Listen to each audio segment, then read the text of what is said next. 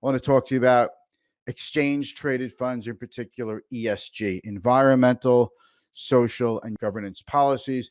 Companies that excel in these areas are believed to give investors an advantage in terms of investment performance, and these companies do better.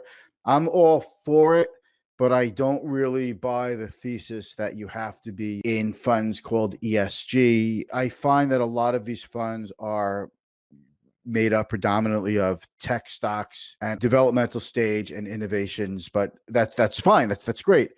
But you're basically investing in high tech, aggressive funds. We used to call these innovation and tech funds, and now we like to call them ESG. If you take a look at ETF.com, you can find out so much of what you want to do for exchange traded funds, for a list of exchange traded funds and performance, and which funds are getting the most amount of money, which funds are getting hit with the most redemptions. You're starting to see ESG funds pop up all over the place. And I hate to say it, but it's the same old, same old. I think it's a really good marketing pitch. And what you're basically doing is you're buying tech heavy funds. Now, if you want a tech heavy fund, if you really want to go for technology, then you could just buy a technology ETF. So I'm not a huge fan of ESG investing. ESG works now in a way because of what it includes.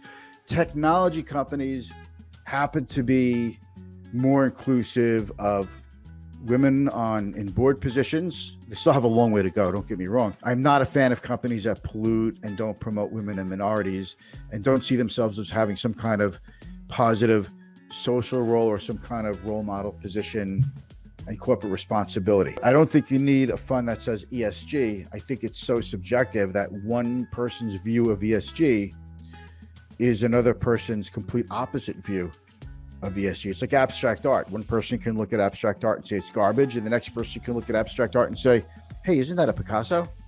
So that's really what you have to go by. As far as ESG funds specifically, just take a look. These are very aggressive growth, tech-heavy type funds. So if you have a portfolio that is 20 or 30 or 40% or more in funds that actually have the name, the letters ESG within the name of the mutual fund or ETF, you are most likely taking on a lot of what we call concentration risk when you have a lot of money in one particular sector.